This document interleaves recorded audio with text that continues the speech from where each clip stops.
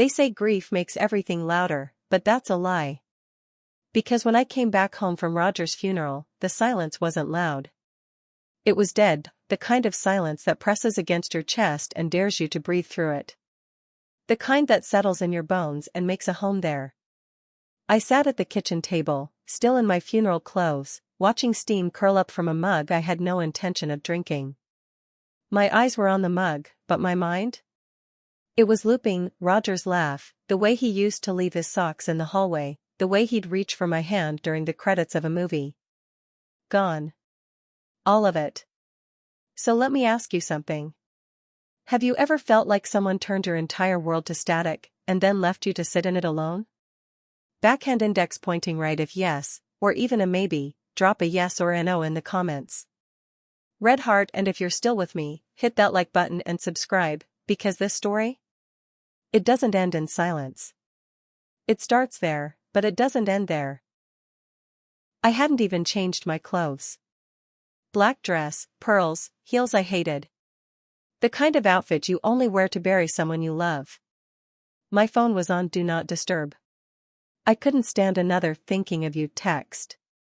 Everyone means well, but they always say the same thing, don't they? He's in a better place. You're strong. Let me know if you need anything. But what I needed wasn't a casserole or a condolence card. I needed someone to walk through that door and say, I know you don't feel okay, and that's okay. And then, almost like the universe got tired of watching me fall apart, there was a knock. It startled me, honest. Not because it was loud, but because it broke the script. No one was supposed to knock. Not today. Not after the funeral. I stood up slowly, heart beating like I owed it something. I half expected it to be Ramona Bond from next door with her judgment and a tray of dry muffins. But it wasn't. It was Mohammed Esparza. Andy's friend from college. The one who used to fall asleep on our couch during movie marathons, who always called me Mrs. Curtis, even when I told him not to. I hadn't seen him in almost 3 years. And now, there he was. On my porch. Taller. Broader. A man where a boy used to stand. He held a foil-covered dish awkwardly in both hands. Hey, Miss Curtis, he said, voice low and gentle. I heard about Mr. Curtis. I'm so sorry. His eyes, God, his eyes. Not wide with pity like everyone else's. They were still. Soft. Like he understood something most people didn't. I swallowed, tried to say thank you, but all that came out was a nod. I stepped aside, and he walked in like the house missed him. He set the casserole, something baked, still warm, on the counter. The smell filled the kitchen instantly, and for the first time in days, the house didn't feel like a tomb. He turned to me, hands in his pockets, looking nervous. Andy told me he couldn't come back, with deployment and everything. I figured maybe you didn't want to be alone. That hit harder than it should have. I managed a smile, not the kind you mean, but the kind you use when you're trying not to fall apart in front of someone who's trying to be kind. Thank you. That's thoughtful. He glanced at the dining table, then back at me. Do you want me to stay a bit? I won't talk if you don't want to. Just be here. I didn't think so. I didn't overanalyze. Please, I said, voice barely above a whisper. Yeah. Just for a bit. We sat across from each other, me with my lukewarm coffee, him with his hands resting on the table like he was afraid to break something. The silence was different now. Not empty. Just quiet. We talked, eventually. About Andy. About college. About how much the neighborhood had changed. I told him how Roger used to collect old matchbooks from every restaurant we ate at, a habit I hated, until I couldn't anymore. Muhammad laughed. Not loud. Just enough to break the heaviness. I remember those, he said. He once gave me one from a diner in Tulsa and said, here, in case you ever need to light a fire under your dreams. I smiled for real then. The kind that hurts a little, because it's pulling at parts of you you thought were done feeling. After a while, the clock ticked louder than either of us. But I didn't want him to leave. I didn't want to go back to being the woman alone in the black dress with a cold mug and too many memories. He looked at me, eyes searching. You okay? I wanted to lie. I really did. But what came out was the truth, no. But this helps. He nodded. And just like that, the void didn't feel so wide. The coffee was stale, but I poured us each a cup anyway. Not because it would taste good, but because I needed something to do with my hands, something to hold on to. Mohammed sat across from me at the kitchen island, his fingers curled around the chipped mug Roger used to call his thinking cup. He didn't comment on it. He just held it like it meant something. The clock on the microwave blinked 8:42. Outside, the world kept doing its thing, wind nudging the trees, cars passing by like nothing had changed. But in that kitchen, everything had changed. At least for me.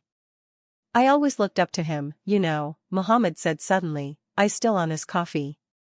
Roger. He was the kind of man you noticed, but not because he was loud or flashy. He just carried himself like he knew who he was. I swallowed around the lump in my throat. That sounded exactly like Roger. Mohammed looked up. He loved you. It was obvious. Every time I came over, he'd look at you like you were his favorite story. That's what I did it. I turned away too quickly, blinking fast, suddenly furious at my own tears. I didn't want to cry in front of this boy, no, this man, who had walked into my grief like it was something he could fix. But his words had cracked something I wasn't ready to face. He did, I whispered, still not looking at him. He really did. Even when I didn't deserve it. My voice broke on the last word. I felt him watching me, but he didn't rush in with apologies or awkward comfort. He just let the silence sit with us. That was something I never realized I needed, someone who didn't treat my pain like something contagious. He told me once, Mohammed finally said, that you made everything in this house feel alive. That you were the soul of it. That's when I turned back to him. He was watching me, really watching.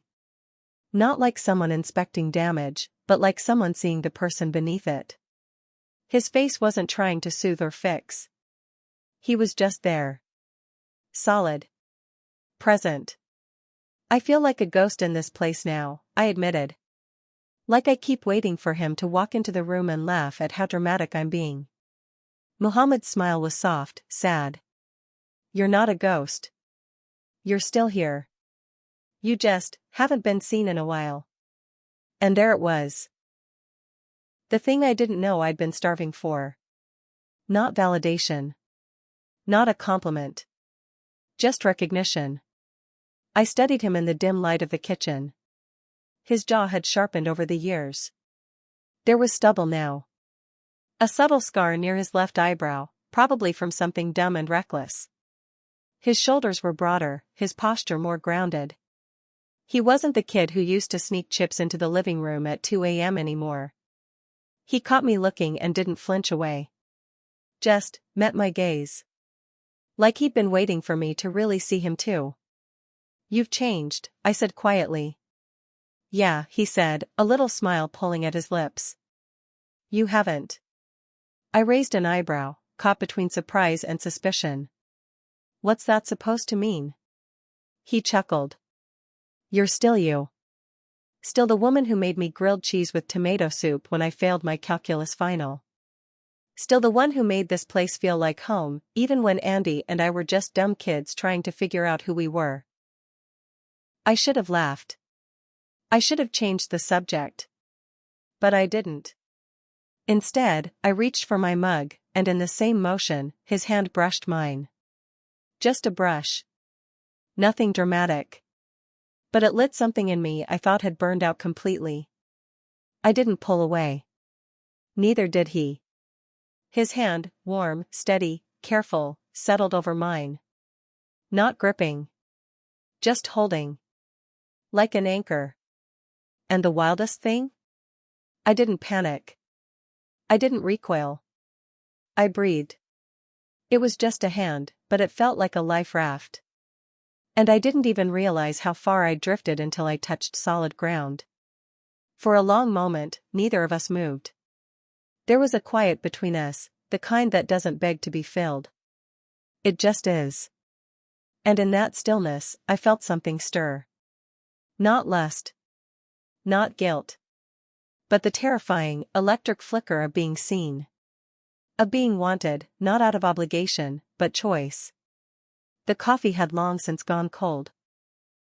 Neither of us had touched it in the last 20 minutes, but we stayed planted in our seats like leaving that island of stillness would somehow undo whatever thread had just begun stitching between us. The kitchen light flickered once, just enough to remind me the bulb was old, like most things in this house. Like me, maybe. A little worn, a little fragile. But still holding on. Mohammed leaned back in his chair, the muscles in his forearms flexing as he crossed them. He wasn't filling the silence with nervous talk. He wasn't fidgeting or checking his phone. He was just there. With me. In it. I cleared my throat. The last few months with Roger were the quietest of our whole marriage. He didn't say anything. Just wait. He stopped talking much, I continued, voice low. Stopped laughing. Didn't want music on. Didn't want the TV.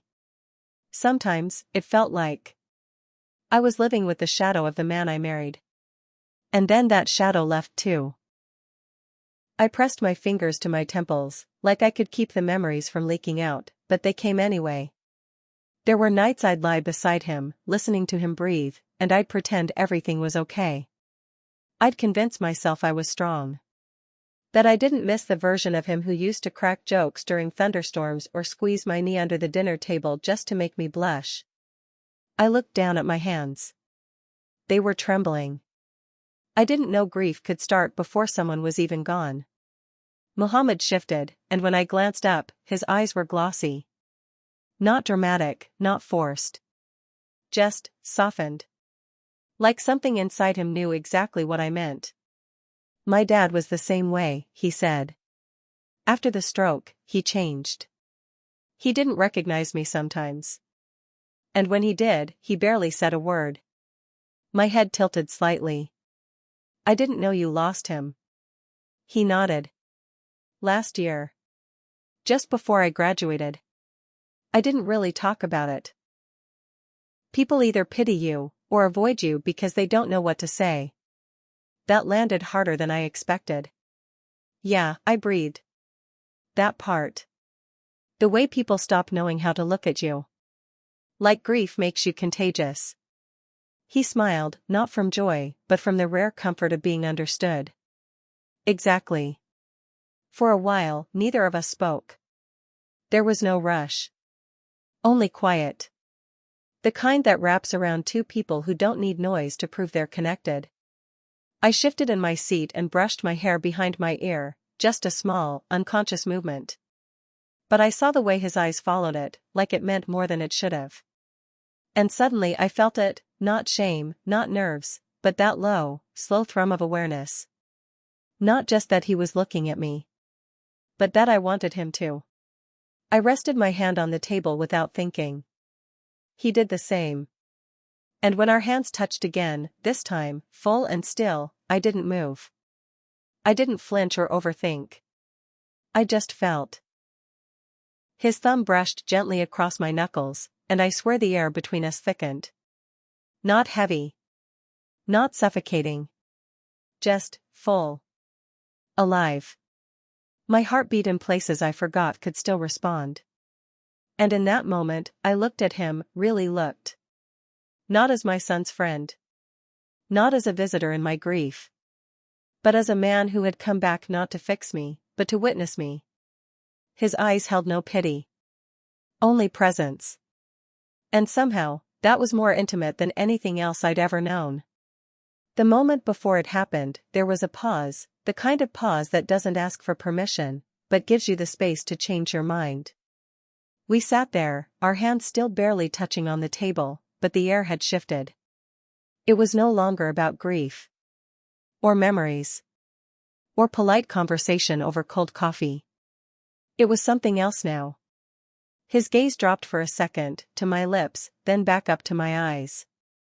A flicker of hesitation, not out of fear, but respect. Like he was waiting for me to look away. Waiting for me to pull back.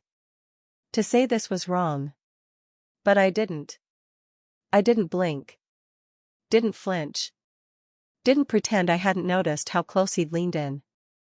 I just breathed, slow, deliberate, like I was learning how to again. And then, softly, like a whisper of a decision, his lips brushed mine. Not a kiss. Not really. Just a question. He pulled back immediately, barely inches, eyes searching mine with an almost boyish vulnerability. I'm sorry, he started, but I stopped him with the smallest shake of my head. No, I said. My voice cracked, but not from doubt. From realness. Don't be. I looked at him, this man who used to be my son's messy-haired best friend, now grown and quiet and strong in all the places I was breaking. And I asked myself, why is this the part where I'm supposed to feel ashamed? I didn't. I felt seen. And warm. And like I was standing on the edge of something fragile and beautiful and terrifying. He leaned in again, slower this time. And kissed me like he was afraid I might disappear mid-breath. And I kissed him back. At first, I was cautious. Gentle. The way you might kiss a memory you weren't sure was real. But then, it deepened. Not rushed. Not hungry. Just sure. His hand cupped my cheek, and I leaned into it, because for the first time in months, maybe even years, I didn't want to retreat into myself. I didn't want to be the widow in the corner of the kitchen, gripping the past like a life preserver.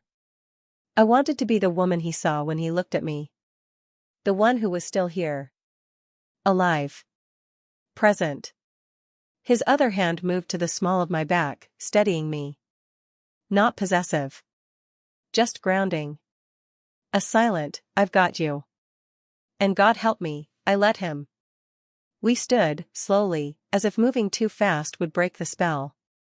He guided me gently to the living room, the same one where I used to fold laundry and nag Andy about his dirty socks. Now it was cast in a new light. Soft. Private. We sat on the edge of the couch, close but not tangled. Not yet. His thumb traced the edge of my jaw. And I closed my eyes, because I wanted to feel it without distraction. No noise. No guilt. Just sensation. Just now. When I opened them again, he was watching me, not with lust, not with pity, but with something deeper. Something almost reverent. You're beautiful, he whispered. I let out a shaky breath. I don't feel beautiful. He leaned forward, lips grazing my temple. Then let me remind you. And he did. Not with urgency. Not with some burning desire to consume. But with care. With patience. With the kind of attention that makes you realize how long it's been since someone touched you, not because they had to, but because they wanted to. It wasn't the touch of a stranger. It was the awakening of a woman long buried. He held me like I was whole. Like my cracks were just proof I'd survived. And in his arms, for the first time since Roger's diagnosis, I let go of the ache. Not love. Not the grief. Just the ache. Because something softer had taken its place. Something quiet. Something real.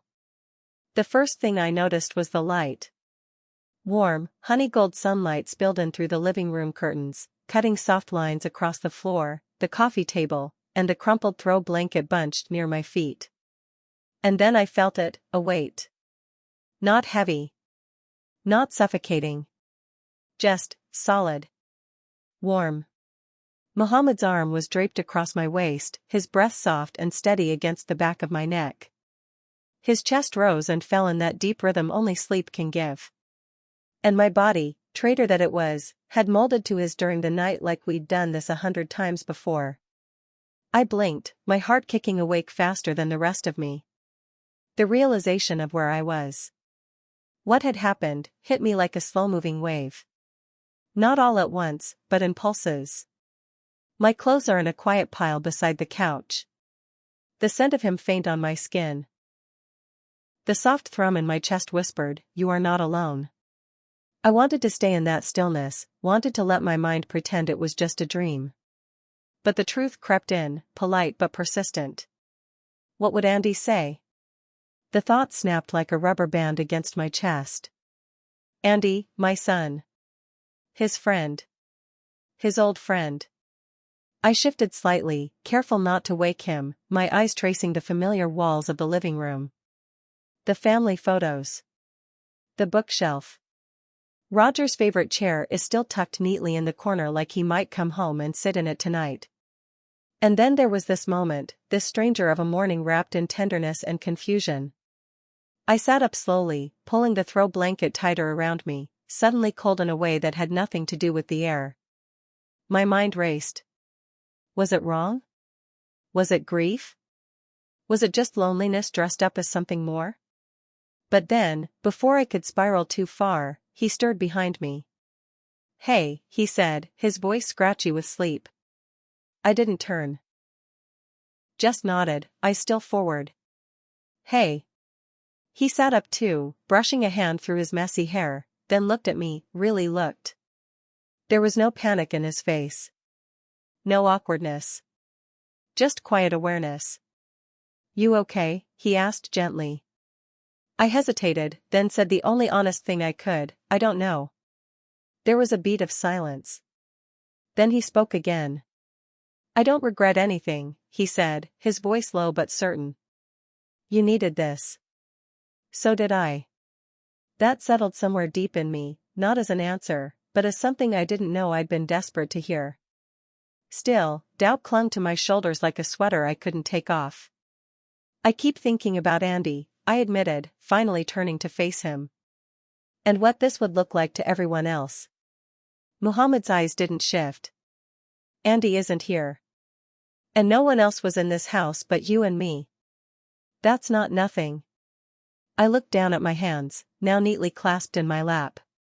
They looked too still, too composed, for what I was feeling inside. Before I could say anything else, there was a knock at the front door. 3 sharp taps. I froze. He stiffened beside me. We both knew who it was before I even looked through the window. Ramona Bond. Of course. My neighbor. My unsolicited watchdog. The woman who once commented that I let the roses grow too wild and always had a casserole dish ready but never a kind word without a price. She stood on my porch in her floral robe and house slippers, arms crossed, her lips pinched like she'd just bitten into a lemon. Her eyes scanned the driveway, zeroed in on Muhammad's car like it was a crime scene. Another knock. A bit louder this time. Muhammad looked at me, his expression calm but questioning. Muhammad smiled, just a little. Good. And in that strange stillness, something settled between us. A truth neither of us could name yet, but both of us felt. The sunlight kept spilling into the room, stubborn and golden. And even as the knock came again, more impatient this time, I stayed where I was. Next to the man who had reminded me I was still capable of being wanted. Still capable of choosing. And maybe, just maybe, still capable of beginning again. The door never got answered.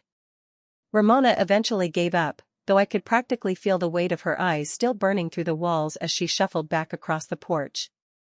Maybe she'd already started dialing someone, her sister, her church group, whoever would listen. But for once, I didn't care. I stayed right there, curled on the couch with Muhammad sitting beside me, close but not pressed. There was a kind of hush in the air, not awkward, just uncertain. Like we both knew the moment was ending, but neither of us wanted to move first. He glanced at the window. I should probably go. I nodded, slowly. Not because I wanted him to, but because I knew he was right.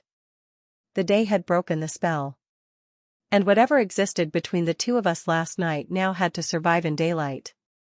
With consequences. With context. He stood and reached for the casserole dish on the counter, now cold and untouched, the original reason for the visit that became something else entirely. His hands gripped it like a weight that suddenly meant more than food. As he turned back toward me, I saw it, that flicker in his eyes. Not regret. Not panic. Just, the ache of leaving something unfinished. I followed him to the door but didn't open it yet. He looked at me, his voice softer than it had been all night. Whatever that was. I interrupted gently. It was real. He gave me a small, grateful nod. Yeah. It was. We stood there for a moment. The same place where I'd first opened the door to him the night before. Everything looked the same, the porch light, the wood floor, the morning haze hanging in the yard, and yet nothing felt the same. I swallowed. I don't know what will happen next. You don't have to, he replied. I'm not expecting anything. That should have comforted me, but it didn't. Because I realized I wanted there to be something next. Even if I couldn't name it. Even if I was scared of it. He must have read it on my face, because he took a small step closer. Not demanding. Just there. I'll give you space, he said. But not distance. And that? That undid something in me. I reached up and touched his cheek with trembling fingers. Thank you. For yesterday. For not making me feel broken. You're not, he said instantly. You never were. He leaned in and kissed my forehead, slow, warm, steady. The kind of kiss that doesn't ask for more, doesn't promise forever. Just say I see you. I care. And I'm here. Then he turned and stepped out the door. I watched him walk down the garden path with the casserole dish tucked under one arm, his silhouette softened by the rising sun. He didn't look back. But somehow, it didn't feel like a goodbye. Just a pause. A quiet comma in a sentence that hadn't finished yet. I stood in the doorway for a while, watching the light spread across the grass, catching in the dew like tiny stars. My fingers curled around the edge of the doorframe. My chest aches, not from sorrow, but from something else now. Possibility. Healing doesn't always arrive with grand declarations. Sometimes, it knocks softly, carrying a warm dish and a quiet heart. And sometimes, if you're brave enough to open the door, it stays, just long enough to remind you that you're still alive. If this story moved you even a little, don't forget to like, comment yes or no, and subscribe. We tell the truths most people keep silent.